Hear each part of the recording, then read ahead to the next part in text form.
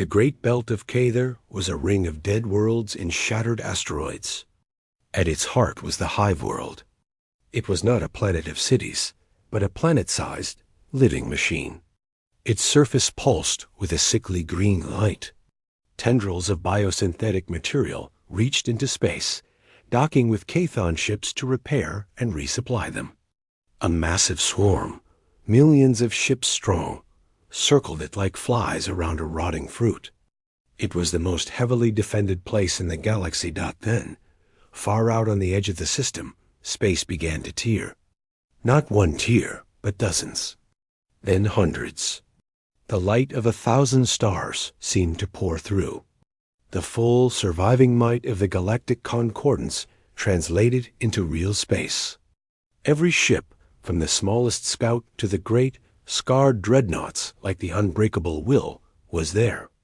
Their shields were at maximum, shining in brilliant blues, golds, and silvers. Their weapon ports glowed with charged energy. They broadcast on every frequency, a chorus of defiant roars, songs, and battle cries. General Vrock, on his bridge, gave the order. All ships, full attack pattern. Give them everything. Make it hurt. Make it loud. The Concordance fleet charged. It was a glorious, terrible, and hopeless sight. A beautiful, shining spear thrown directly at a mountain. Instantly, the Hive World reacted. The swirling cloud of defender ships changed direction as one. The great tendrils retracted. Every Cathon mind focused on this bright, incoming threat. The swarm moved to intercept, a wave of claws and teeth rushing to meet the light. Space between them became a storm of energy and metal. The Concordance fleet was like a man shouting and waving a torch in a dark forest, drawing every predator's eye far away. Hidden in the gravitational shadow of a cold, dead moon, a single ship waited. The Munsu. Its engines were off. Its power output was near zero. Only the most basic life support and sensors were running on batteries. The ship was dark and cold. To any sensor, it was just another piece of cosmic rock inside. The crew worked in near total darkness, their faces lit only by the soft green glow of their screens. Captain Li Jun watched the main tactical display. It showed the colossal battle as a distant, flashing mass of light. The Cathon swarm was fully committed, drawn away from the Hive World like a curtain pulled back. "The path is open," Commander Park Mina whispered. Her voice sounded loud in the silent bridge. "Time to move." "Dr. Kim," Li Jun said softly into his com. "Ready, Captain," the engineer's voice came back, hushed. "The door knocker is loaded. Capacitors are on battery reserve. We are a stone, silent and cold. Take us in." Slow and quiet, the Munsu drifted out from behind the moon. It did not use its main engines. Instead, small, cold gas thrusters puffed silently, nudging it onto a slow, falling course towards the Hive World. They were a leaf drifting towards a sleeping giant. The journey took hours. No one on the bridge spoke. They watched as the pulsing green world grew larger in their forward viewer. They saw the empty space around it. The plan was working. Every soldier was at the front door. No one was home. As they entered the upper atmosphere, the ship began to shake. The Hive World's air was thick and chemical. Li Jun saw the surface now. It was not rock, but a vast, wet-looking tissue, threaded with pulsating veins of green light. At the center of the continent below was a deep pit, from which the light shone brightest. The brain. The core. Atmospheric friction is building, Park Mina reported. They will detect the heat signature soon. "It does not matter now," Li Jun said. "We are here. Dr. Kim, power to the railgun. Full charge. Route all non-essential power." Lights on the bridge dimmed further. A deep, vibrating hum filled the ship as the massive capacitor banks poured their last energy into the magnetic coils of the main gun. On the surface, defenses awoke. Biocannons, grown from the flesh of the planet, swiveled upwards. But they were designed to kill large, bright ships in space, not a single fast-moving object already inside the atmosphere. Their fire was slow, confused. "Target is locked," Parkmina said.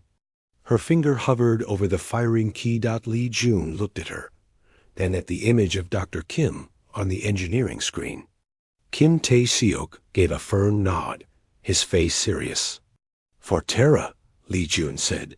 "For Terra," Parkmina echoed. She pressed the key. The Munsu shuddered violently. The railgun fired. There was no bright blast, only a deep thump that shook the hull. A tungsten spear, longer than a school bus, shot from the barrel. It was engraved with small, neat Korean letters spelling the ship's name, Munsu. It tore through the thick air, glowing red-hot from friction. It streaked down like the wrath of a simple, forgotten god. It struck the center of the pit. The impact was not a fiery explosion. It was a deep, seismic crack. The spear pierced the outer shell, the protective bone of the hive mind, and kept going, deep into the soft, wet tissue of the brain within. For a second, nothing happened. Then, a wave of grayness spread from the point of impact. It was necrosis, death of tissue. The green pulsing light flickered, stuttered, and began to go out. The wave expanded faster and faster, a silent, spreading blot of decay racing across the veins and tendrils of the entire continent, then the whole planet. The hive world did not scream. It simply stopped. On the edge of the system, General Vraka's fleet was being torn apart. They were fighting bravely, but the numbers were too great. His shield was failing. He prepared for the end. Suddenly, the Kathon ships around him stopped firing. They drifted. Their weapons went dark. One by one, then in vast groups, their engines cut out. They became inert, dead husks, floating aimlessly in the silence of space. The great swarm was gone, its mind erased. On the bridge of the unbreakable will, the only sound was the beep of damaged systems. The crew looked at the view screen, at the graveyard of enemy ships. They did not understand. Leixil pointed a trembling tendril at the sensor display. The hive world's massive energy signature, a constant, terrible beacon, was flatlining. It was fading to nothing. The human. Leixil breathed. The human ship. It did it. They cut the wrist. General Vrak slowly turned to look at the tactical screen. The icon for the Munsu, which had been blinking steadily near the hive world, was gone. It had vanished from the scan. Not retreating. Just gone, he understood then. The humans had not sent a warship to win a battle. They had not sent a hero. They had sent a tool with a one-time use. A scalpel meant for a single, perfect cut. And the cut had been made. He looked at the silent, dead swarm. He looked at the saved galaxy. He thought of the calm face of Captain Li Jun and the sharp eyes of Commander Parkmina. He thought of the single, ugly ship that had done what entire fleets could not. "They did not send us a warship," General Vrak said. His voice filled with awe that felt like fear. "They sent us a message. And the message was a single silent kill. The galaxy was saved. And it had been saved not by a great warrior, but by a simple, sharp stone thrown from the dark." The battle was over. The last confused Kathon ships were hunted down and destroyed. The space around the Helix Nebula was filled with floating wreckage, most of it enemy. Not a single Concordance capital ship had been lost. It was not just a victory. It was a miracle. On the unbreakable will, there was no cheering. The crew moved in a stunned silence. They had prepared for death. They had received life, and they did not know what to do with it. The main topic, whispered on every deck, was the human ship. The ugly, blocky Munsu now hung near the fleet, its engines dark, looking like just another piece of debris. But no one saw it as debris anymore. General Vrock stood in his briefing room. He was tired. The scars on his shell ached. Before him stood Captain Lee Jun and Commander Park Mina. They had come over in a small, functional shuttle.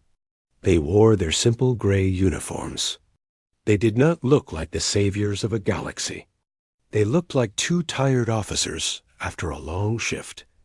Also in the room was Lyceel, the scholar. He could not stay away. His large, dark eyes watched the humans with intense curiosity. Vrock began. Your tactics were unorthodox. It was the closest he would come to a thank you. Captain Lee Jun gave a small nod. They were effective. You fight with tricks. With junk. Vrock could not keep the old scorn from his voice, but it was weaker now, mixed with confusion. You sprayed metal and noise at them. It is not honorable warfare. Commander Park Mina's sharp eyes fixed on the general. Honor is a luxury for those who can afford to lose, General. We cannot. We never could. Her voice was factual, not insulting. You fight a war of attrition against a foe that is better at it than you. Their numbers are their weapon. You try to match it. You cannot. Lee Jun stepped forward. He gestured to a view screen on the wall. May I? Vrock nodded stiffly. Lee Jun called up the recording of the battle. He froze it at the moment the Kathon swarm was a perfect, advancing wall. You see an army. We see a single creature. A body with one brain. Your weapons, he pointed to the bright energy lances of the Concordance ships, attack the body. You tried to cut off its limbs. But the body has many limbs. It does not care. He zoomed the image in, highlighting faint energy signatures deep within the swarm. These are the relay nodes. They are the nervous system. They carry the orders from the central brain to the limbs. You cannot reach them through the body. So we did not try. Park Mina took over. We attacked the senses. We gave it false information. Too much information. A brain, any brain, even a hive mind, can only process so much. We overloaded it. The body tripped over itself. Lyceel could not contain himself. So you do not kill the soldiers. You confuse the general. Exactly, Park Mina said, with the hint of a smile for the scholar. But your ship, Vrock said, gesturing vaguely toward the hall where the Munsu was docked. It is primitive. Your main weapon is a kinetic launcher. You throw rocks. Dr. Kim Tae-seok's face suddenly appeared on the comm panel, having patched in from the Munsu's engineering deck. He looked excited. They are very good rocks, General, he said, his voice booming in the quiet room. We call it the door knocker. The slug is tungsten, dense, simple. We forge it from asteroid ore. It costs almost nothing. Your energy weapons require massive reactors, crystal focusing arrays, coolant systems. Very impressive. Very expensive. One of your blasts has the power of a star. But to kill one ship, you do not need a star. You just need a hole in the right place. Dr. Kim's enthusiasm was strange to Vrock. But the speed. It is so slow. They can see it coming. Can they? Lee Jun asked. Their focus was on you, on the massive energy signatures of your fleet, your shields, your weapons. Our single, cold, fast rock was invisible in the noise. It is not about power. It is about attention. A new map appeared on the screen. It showed the known galaxy, with a pulsing red mass at its center, the suspected location of the Kathon hive world. The source of the swarm. This is the brain, Lee Jun said, his voice dropping, becoming serious. Everything you have fought are just the fingers of the hand. You can cut the fingers, but the hand will make more. We must cut the wrist. General Vrock stared at the map. The hive world is defended by the largest swarm. It is impossible to reach. We have tried. Your fleets tried, Parkmina corrected. You tried to fight your way in. You cannot. But a single ship, running silent, with no energy signature, hiding in the shadow of a larger event. That might slip through. A plan formed on the screen. It was audacious. It was suicidal. You proposed that the Munsu alone goes to the hive world? Vrock asked, disbelief in his voice. Yes, Li Jun said simply. And what do you propose my fleet does? You will do what you do best, General, Parkmina said. You will be brilliant. You will be loud. You will be the greatest, brightest, most obvious target in galactic history. You will attack the outer defenses of the swarm with everything you have left. You will make so much noise that the brain cannot look away. You will be the anvil. And we, she pointed at the small dot representing the Munsu on the map, sliding quietly on a different path, will be the hammer. The silent hammer. The room was silent. The scale of it was immense. The Concordance fleet would launch a massive frontal assault. A suicide attack. But not to win. Just to be seen. You will die, Vrock said to the humans. Even if you reach it, you are one ship. You cannot destroy a world. Li Jun met his gaze. We do not need to destroy the world. We need to destroy the brain. A brain is a fragile thing. It sits in a shell. Sometimes all you need to do is crack the shell. He paused. This is the offer. You create the diversion. We will make the kill. It is the only way. Leixel looked from the calm human captain to the proud, battered general. He saw the conflict on Vrock's face. This was not a warrior's plan. It was a thief's plan. It required the great Concordance fleet to be a clown, a distraction, while the dirty, simple human tool did the real work. Vrock looked at the map. He looked at the red stain that had consumed so much. He thought of the certain death he had faced hours before. He had been ready to die for a defeat. Now he was being asked to risk death for a chance, a strange and undignified chance. He straightened his posture. He looked at Li Jun and Parkmina. There was no scorn left in his eyes. Only a grim, tired respect. We will make the noise, General Vrock said, his voice like grinding stone.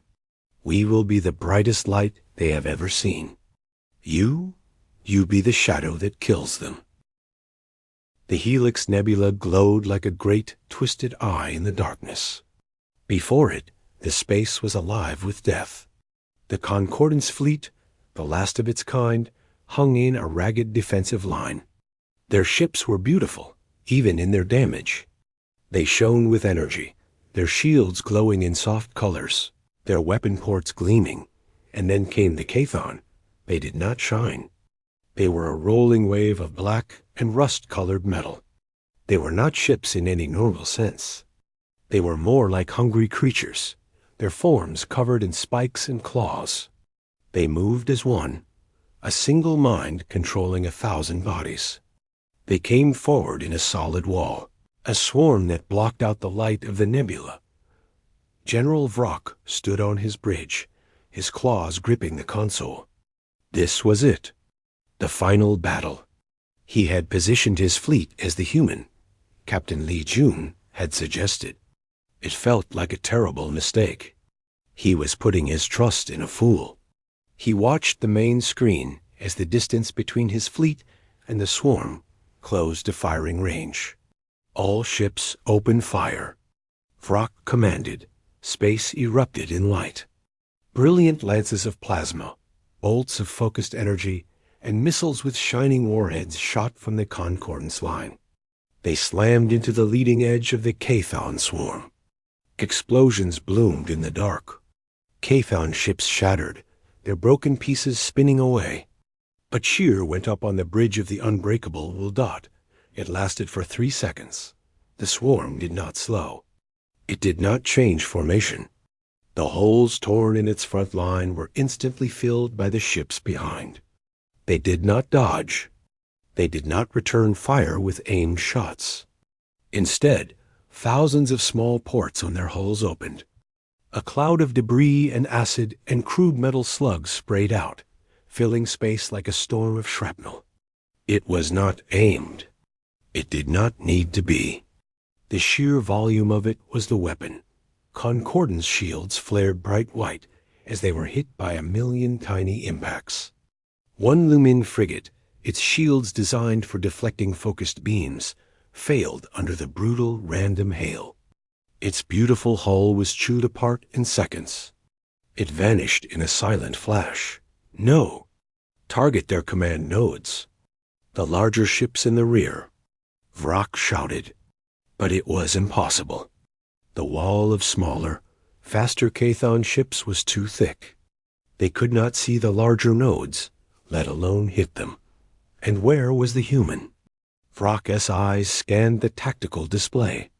The Munsu was a small blue dot. It had not joined the line. It hung back, away from the main fight. Its single big railgun fired. A flash of light marked the launch of a projectile. It was slow. It moved at a fraction of the speed of the energy weapons. Vrak watched the round travel. It struck a Chthon ship, punching straight through it and out the other side. The Chthon ship died, but it was one among thousands. A pointless effort. The human is a coward. He hides and takes useless potshots. An officer cried. Vrak felt the cold truth settle in his stomach. The human had been a distraction, a false hope that had made them arrange themselves neatly for the slaughter. Rage filled him. Order the fighting groups to General. The Munsu is moving. The sensor officer called. On the display, the blue dot suddenly shot forward. It was not heading for the thickest part of the swarm. It was moving at an angle, skirting the edge of the battle. The Chthon seemed to ignore it, focused on crushing the bright, shining Concordance fleet. Fool! He is trying to run. Vrak muttered dot inside the Munsu. There was no panic. The ship shuddered from near misses, but the bridge was calm. Captain Li Jun watched his screens. Commander Park Mina's fingers danced over her tactical panel. Primary swarm focus is confirmed on the Concordance fleet, Park Mina reported. They are prioritizing the largest energy signatures. We are beneath their notice. Good, Li Jun said. Dr. Kim? Status of the capacitor bank? The voice of Dr. Kim Tae-seok, the chief engineer, came over the speaker. It was loud and clear. Capacitors at 98% and charging, Captain. The party favors are loaded and ready. Asymmetric warfare protocol is green. Take us to Point Gamma, on my mark. The Munsu swung around, positioning itself between the main Chthon swarm and the drifting gas clouds of the nebula. It was now slightly above the plane of the battle. Concordance fleet is buckling on the left flank. Park Mina said, her voice urgent but controlled. Li Jun nodded. He looked at the main viewer, at the sea of enemy ships. Dr. Kim, light the candles. On the outside of the Munsu, the strange segmented armor plates suddenly shifted. Hundreds of panels slid open. From inside, the ship vomited forth not missiles, but a cloud of objects. There were tiny metal chaff canisters, spinning and exploding into clouds of reflective foil. There were small, simple drones that did nothing but broadcast powerful electronic noise on every frequency. There were thousands of ball bearings fired at high speed. And mixed in were hundreds of solid, dung kinetic penetrators, rods of tungsten. No more advanced than a spear dot, was not a weapon. It was junk. A gigantic cloud of space junk, spraying directly into the path of the oncoming Chthon swarm. The effect was instant and bizarre. The Chthon ships, controlled by a single hive mind, reacted to threats in a simple way. They targeted the biggest sources of energy and mass. The Concordant ships were shining beacons. The Mansu's cloud of junk was confusing. It was 1,000 tiny, buzzing signatures. The leading edge of the swarm plowed into the cloud. The small Cathon ships, moving at high speed, slammed into the ball bearings and kinetic rods.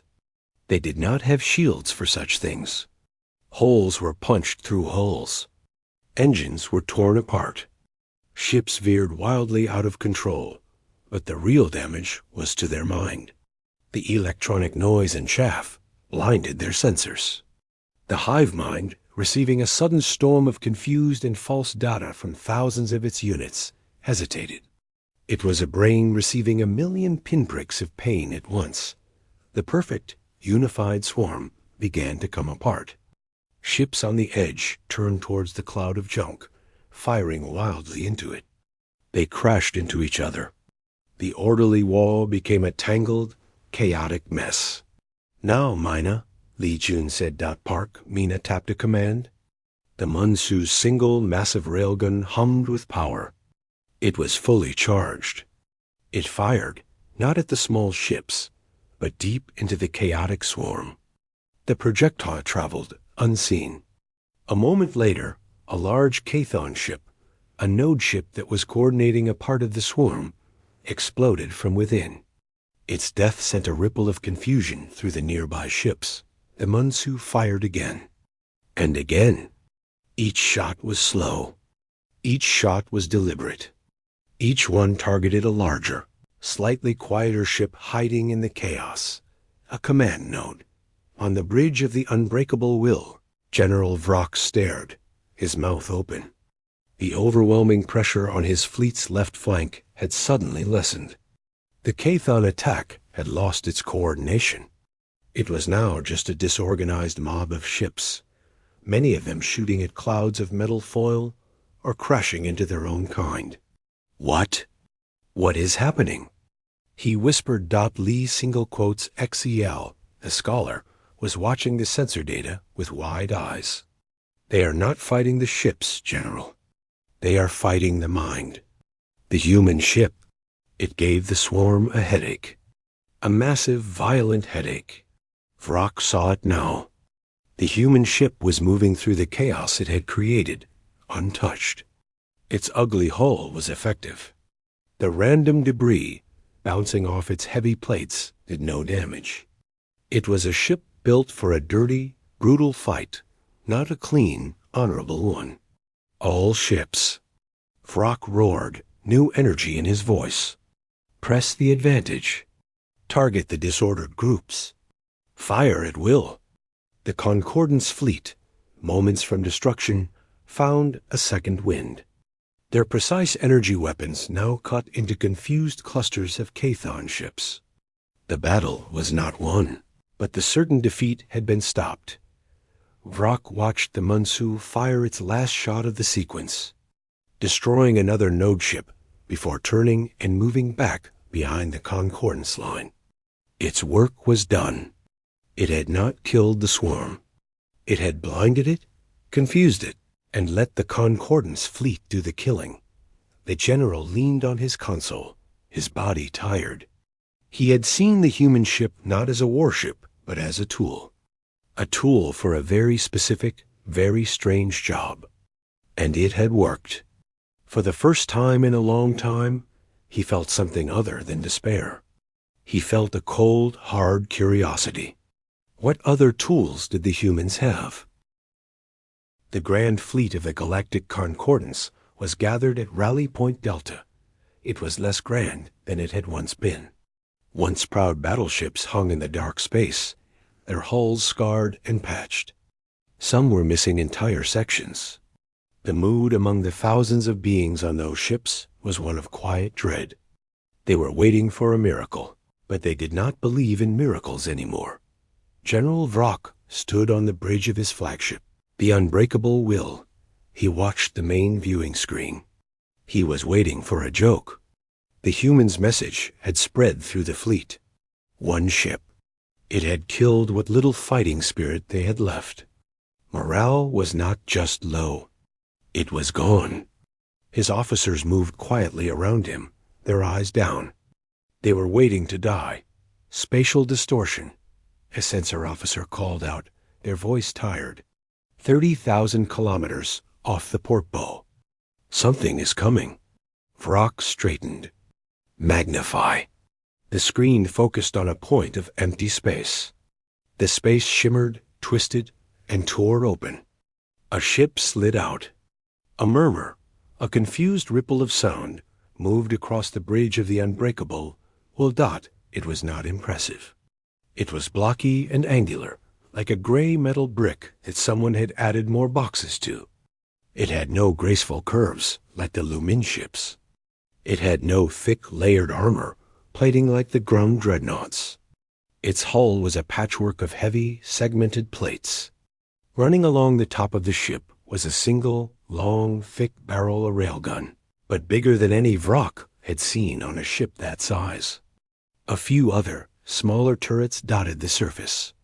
It had no glowing energy ports. No shimmering shield emitters were visible. It looked cold and dead. "This is the Mansu?" Vrock said, his voice full of scorn. "It looks like a cargo hauler with a gun glued to it." The human ship moved towards the fleet. Its engines glowed with a simple blue chemical fire, not the clean, bright energy of Concordance drives. It was slow. It was not trying to be stealthy or majestic. It just approached. A communication request blinked on the screen. Vrock nodded. The main viewer changed.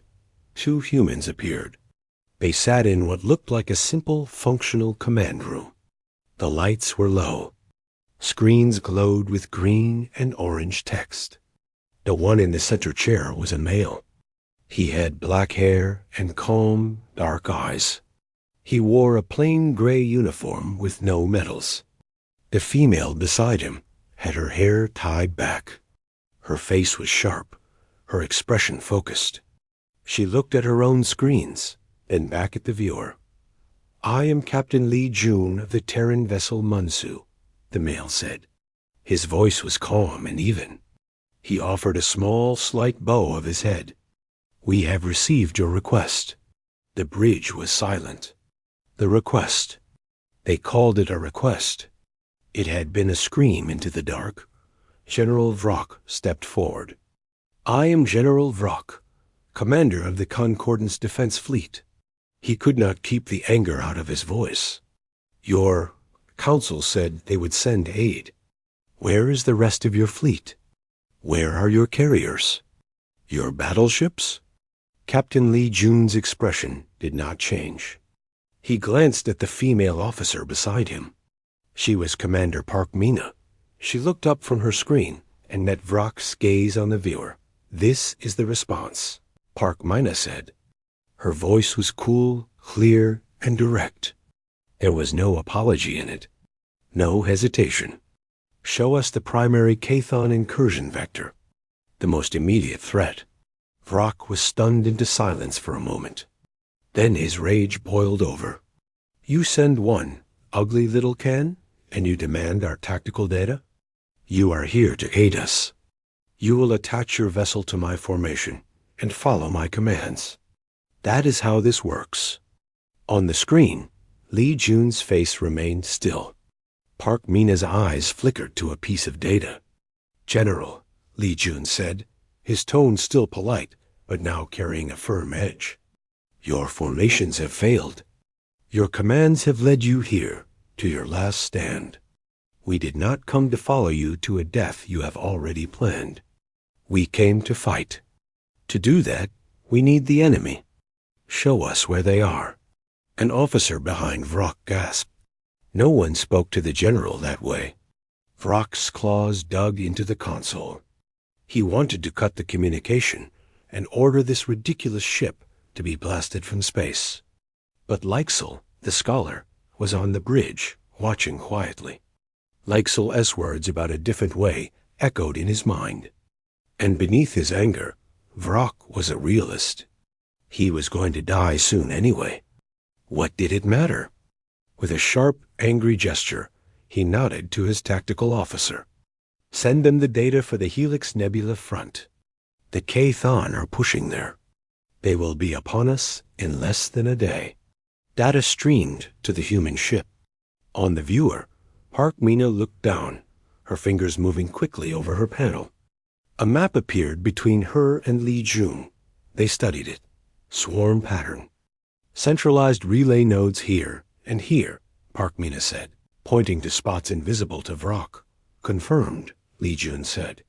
He looked back at the viewer. We will proceed to these coordinates. Your fleet will hold position here. He highlighted a region of space near the nebula. Hold position? Vrock sputtered. You are ordering my fleet? We are telling you where you need to be for this to work. Park Mina corrected him, her tone leaving no room for argument. You will be the anvil. We will be the hammer. You are one ship. You are not a hammer. Li Jun gave the smallest of smiles. It did not reach his eyes. You see a single rock and think it is weak. But if that rock is thrown at the right window, it can break into a castle. Follow the plan, General. Or do not. It is your choice. But our window is small. Mansu out. The screen went dark, showing the ugly human ship again. It was already turning, its engines burning brighter. It was moving towards the jump point for the Helix Nebula. Alone, chaos erupted on the bridge. Officers shouted. They demanded to know if the general would let this insult stand. Vrock stood, trembling with fury and shame. He watched the blocky ship grow smaller on the screen. He saw it vanish in a flash of distorted light, heading towards the heart of the enemy. General? His second-in-command asked. Your orders, Dewey? Hold position, as the human said. Vrock closed his eyes. He saw the red stain on the map. He saw the end. The human was rude. The human was arrogant. But the human was also the only thing that had moved towards the enemy in a long time. It was a stupid, suicidal move. But it was a move. Gather the fleet, Vrock growled, the words tasting like ash. Set course for the human's coordinates. We will hold position. He said it like a curse. Let us watch this human rock try to break the K-Thon castle. And when it is destroyed, we will make our final charge. We will die as warriors, not as spectators. The orders went out. The broken Concordance fleet, hundreds of ships strong, began to move. They followed the path of the single, ugly, human vessel. They followed it to a battlefield, and they were all sure to their shared grave. The light in the great chamber was dim, a sign of failing power. General Vrock of the Rill stood before the circular council table, his four legs planted firmly on the floor. His hard, insect-like shell was covered in fresh scars that gleamed dully under the weak glow. The holographic star map floating above the table was a mess of red. The red color showed the enemy, the K-Thon. It was spreading like a blood stain across the map, swallowing green star systems, one after another. They have taken the forge worlds of the Grum, Vrock said, his voice a low rasp. He pointed a claw at a cluster of stars that had just turned from green to a dying, flickering red. The Lumin fleet was destroyed at the Trillion Gap. No survivors. The K-Thon do not take prisoners. They do not communicate. They only consume. They strip worlds bare for materials and move on. He turned to face the other beings in the room. There were 12 of them, representatives of the species in the galactic concordance. They looked tired. They looked scared. The core worlds will fall within 3 lunar cycles, Riak stated, the words heavy and final. We have thrown our greatest ships at them. We have used our most powerful energy weapons. It does nothing. For every ship we destroy, they have 3 more. They are endless. We are losing the war. A murmur of fear and despair moved around the table. The Lumin delegate, a being of delicate light, pulsed with anxious colors. The bulky Grum representative let out a low groan that shook the table. "We must retreat," said the Lumin, its voice like chimes. "We must gather our remaining people and flee beyond the galactic rim." "To what end?" roared the Grum, slamming a fist. "They will follow. They consume everything. There is no beyond for them." The arguing began again. It was the same arguing that had filled this room for months. Plans for new battle lines.